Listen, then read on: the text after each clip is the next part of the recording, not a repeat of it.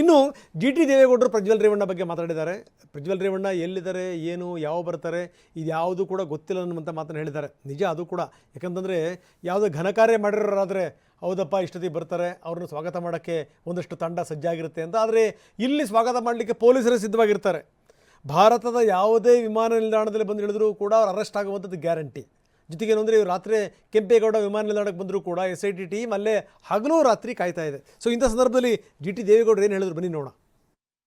Sir, Prajwal ಕೇಸಲ್ಲಿ JDS stand ಏನು? ಈಗ ರೇವಣ್ಣ ಅವರು ಹೊರಗಡೆ ಬಂದರು, ನಿಮ್ಮ ಸ್ಟ್ಯಾಂಡ್? ನಮ್ಮ ಸ್ಟ್ಯಾಂಡು ಪ್ರಥಮದಿಂದ ಒಂದೇ ಇದೆ. ತಪ್ಪು ಮಾಡಿದ್ದರೆ 100ಕ್ಕೆ 100 ಶಿಕ್ಷೆ ಆಗಲಿ ಅಂತಕ್ಕಂಥ ತೀರ್ಮಾನವನ್ನು ನಮ್ಮ ನಾಯಕರಾದಂಥ HD ಕುಮಾರಸ್ವಾಮಿ ಅವರು ಹೇಳಿದ್ದಾರೆ. ಕೋರ್ ಕಮಿಟಿ ಅಧ್ಯಕ್ಷ ನಾನು ಹೇಳಿದ್ದೇವೆ. ಅವ್ರನ್ನ ಪಕ್ಷದಿಂದ ಸಸ್ಪೆಂಡು ಕೂಡ ಮಾಡಲಾಗಿದೆ. ಇನ್ನೇನಿದ್ರು ಕೂಡ ಸರ್ಕಾರ. ದಯಾನಂದ ಮೂರ್ತಿ ಅರಣ್ಯ ಕೃಷಿ ಮಾಡಿ 2 ಎಕರೆಯಲ್ಲಿ 50 ಲಕ್ಷ ಗಳಿಸಲಿದ್ದಾರೆ. ನೀವು ಕೂಡ ಅವರಿಂದ ಕಲಿಬೇಕಾ? ಅವ್ರ ಜೊತೆ ವಿಡಿಯೋ ಕಾಲ್ನಲ್ಲಿ ಮಾತಾಡಬೇಕಾ? ಈಗಲೇ ಫ್ರೀಡಮ್ ಆ್ಯಪ್ ಡೌನ್ಲೋಡ್ ಮಾಡಿ. ಸರ್ಕಾರದ ಜವಾಬ್ದಾರಿ. ಅವ್ರು ಇನ್ನೂ ಬಂದಿಲ್ಲ, ಬರ್ತಿಲ್ಲ, ಎಲ್ಲ ಒಂದು ಕಡೆ. ಅವರು ಯಾಕೆ ಹೋದರು, ಏನಕ್ಕೆ ಹೋದರು, ಯಾವ ಬರ್ತಾರೆ, ಯಾವ ಬರಲ್ಲ, ಇದು ಯಾರಿಗೂ ಅದು ಸುದ್ದಿ ಸುಳಿವು ಇಲ್ಲ. ಅವ್ರಿಗೆ ಇಲ್ಲ ಅಂದಮೇಲೆ ನಮ್ಗಳಿಗೆ ಹೆಂಗೆ ಗೊತ್ತಾಯ್ತದೆ? ವಿಚಾರ ಗೊತ್ತಿಲ್ಲ. ಅದು ಯಾವುದು ಅಮ್ಮ ಸುಳ್ಳು ಹೇಳೋಕ್ಕಾಗಲ್ಲ. ಅವ್ರ ಮನೆಯವ್ರಿಗೂ ಗೊತ್ತಿಲ್ಲ, ನಮಗೂ ಕೂಡ ಗೊತ್ತಿಲ್ಲ. ಸರ್ಕಾರನೇ ಟ್ರ್ಯಾಕ್ ಮಾಡಬೇಕು ಅವ್ರನ್ನ.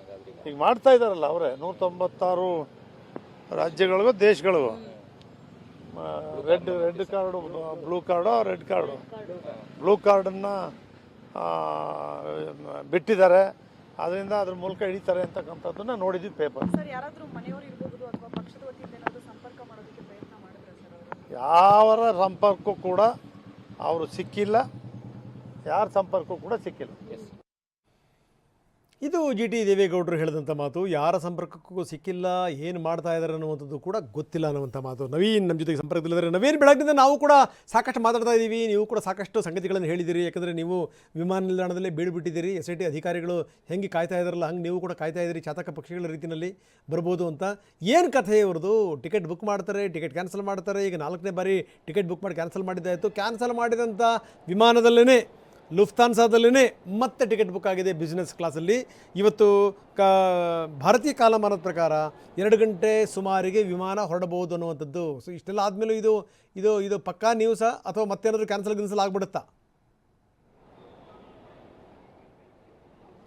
ಖಂಡಿತ ರಂಗನಾಥ್, ಏನು ಒಂದು ಕಳೆದ ಹಲವು ದಿನಗಳಿಂದ ಸಹ ಕ್ಯಾನ್ಸಲ್ ಮಾಡೋದು ಮತ್ತು ಬುಕ್ ಮಾಡೋದು ರೀತಿ ಒಂದು ಹಾವು ಎಣೆಯ ಆಟದ ರೀತಿಯಲ್ಲಿ ಇದು ಸಾಗ್ತಾ ಇದೆ. ಜೊತೆಗೆ ಏನು ನಿನ್ನೆವರೆಗೂ ಸಹ ಬೆಳಗ್ಗೆ ಇಂದು ಮುಂಜಾನೆವರೆಗೂ ಸಹ ಏನು ಟಿಕೆಟ್ ಕ್ಯಾನ್ಸಲ್ ಮಾಡ್ಕೊಂಡಿದ್ದಾರೆ, ಬರೋದು ಬಹುತೇಕ ಡೌಟ್ ಅಂತಲೇ ಇತ್ತು. ಆದರೆ ಏನು ಬೆಳಗ್ಗೆ ನಂತರ ಇದೀಗ ಮತ್ತೆ ಏನು ಕ್ಯಾನ್ಸಲ್ ಮಾಡಿದ ಟಿಕೆಟನ್ನು ಮತ್ತೆ ರೀಬುಕ್ ಮಾಡ್ಕೊಂಡಿದ್ದಾರೆ. ಹೀಗಾಗಿ ರೀಬುಕ್ ಮಾಡ್ಕೊಂಡಿರ್ತಕ್ಕದ್ದು ಏರ್ಪೋರ್ಟ್ ಮೂಲಗಳ ಮಾಹಿತಿ ಪ್ರಕಾರ ಈಗ ಕನ್ಫರ್ಮ್ ಆಗಿರ್ತಕ್ಕದ್ದು. ಹೀಗಾಗಿ ಬುಕ್ಕಿಂಗ್ ಅಂತೂ 100% ಕನ್ಫರ್ಮ್ ಆಗಿದೆ. ಆದರೆ ಏನೀಗ ಬುಕ್ಕಿಂಗ್ ಮಾಡಿರ್ತಕ್ಕಂಥ ಲುಫ್ತಾನ್ಸಾ ವಿಮಾನದಲ್ಲಿ ಹತ್ತಾರ ಅಥವಾ ಇಲ್ವಾ ಅಂತಕ್ಕಂಥದ್ದು ಯಕ್ಷ ಪ್ರಶ್ನೆ ಆಗಿರ್ತಕ್ಕಂಥದ್ದು. ಯಾಕಂದರೆ ಕಳೆದ 2-3 ಬಾರಿ ಸಹ ಈಗಾಗಲೇ ಟಿಕೆಟನ್ನು ಬುಕ್ ಮಾಡೋದು ಕ್ಯಾನ್ಸಲ್ ಮಾಡೋದು ಮಾಡಿದ್ದಾರೆ. ಹೀಗಾಗಿ ಏನು ಭಾರತೀಯ ಕಾಲಮಾನದ ಪ್ರಕಾರ 2 ರಿಂದ 3 ಗಂಟೆ ವೇಳೆಗೆ ಏನು ಒಂದು ಲುಫ್ತಾನ್ಸಾದ ಜರ್ಮನಲ್ಲಿ ಲುಫ್ತಾನ್ಸಾ ವಿಮಾನವನ್ನು ಅವರು ಏರ್ಪೋರ್ಟ್ಗೆ ಬಂದು ಹತ್ತಬೇಕು. ಹೀಗಾಗಿ ಅಲ್ಲಿ ಏನು ಲುಫ್ತಾನ್ಸಾ ಏರ್ಲೈನ್ಸನ್ನು ಹತ್ತಿದರೆ ಅಲ್ಲಿಂದ ಏನು ನೇರವಾಗಿ ಕೆಂಪೇಗೌಡ ಅಂತಾರಾಷ್ಟ್ರೀಯ ವಿಮಾನ ನಿಲ್ದಾಣಕ್ಕೆ ಒಂದು ಏನು ಪ್ಯಾಸೆಂಜರ್ ಪಟ್ಟಿಯಲ್ಲಿ ಲಿಸ್ಟ್ ಬರುತ್ತೆ, ಯಾರ್ಯಾರು ಪ್ಯಾಸೆಂಜರ್ಸ್ ಅಲ್ಲಿ ಬೋರ್ಡ್ ಆಗಿದ್ದಾರೆ ಅಂತಕ್ಕಂಥದ್ದು. ಆ ನಿಟ್ಟಲ್ಲಿ ಈಗಾಗಲೇ ಏನು ಪ್ರಜ್ವಲ್ ರೇವಣ್ಣರ ಒಂದು ಪಾಸ್ಪೋರ್ಟ್ ನಂಬರನ್ನು ಸಹ ಇಟ್ಕೊಂಡು ಈಗಾಗಲೇ ಕೆಂಪೇಗೌಡ ಅಂತಾರಾಷ್ಟ್ರೀಯ ವಿಮಾನದಲ್ಲಿ SIT ಅಧಿಕಾರಿಗಳು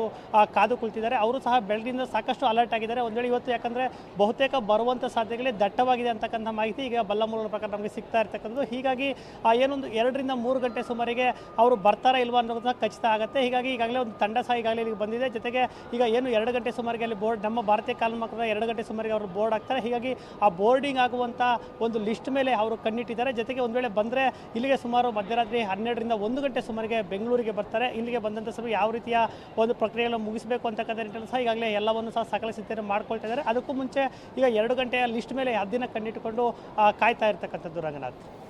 ಓಕೆ, ಧನ್ಯವಾದ ನವೀನ್ ತಮ್ಮೆಲ್ಲ ಮಾಹಿತಿಗೆ. ಇವತ್ತಾದರೂ ಬರಬಹುದು ಅಂತ ಕಾಯ್ತಾ ಇದ್ದಾರೆ. ಆದರೆ ನಾವು ನೋಡ್ತಾ ಇದ್ವಿ, JDS ನಾಯಕರು ಮಾತಾಡ್ತಾ ಇದ್ರು, ಇವರು ಎಲ್ಲಿದ್ದಾರೆ, ಏನು ಎತ್ತ, ಏನು ಮಾಡ್ತಾರೆ ಯಾರಿಗೂ ಗೊತ್ತಿಲ್ಲ ಅಂತ. ಗೊತ್ತಿಲ್ಲದೇ ಇರಲಿಕ್ಕೆ ಸಾಧ್ಯವೇ ಇಲ್ಲ. ಈ ರೀತಿ 4 ಬಾರಿ ಟಿಕೆಟ್ ಕ್ಯಾನ್ಸಲ್ ಆಗುತ್ತೆ ಅಂತಂದರೆ ಯಾವುದೋ ಇನ್ಸ್ಟ್ರಕ್ಷನ್ ಇಲ್ಲದೇ ಖಂಡಿತವಾಗಲೂ ಅದು ಆಗುವಂಥ ಮಾತು ಇಲ್ಲ.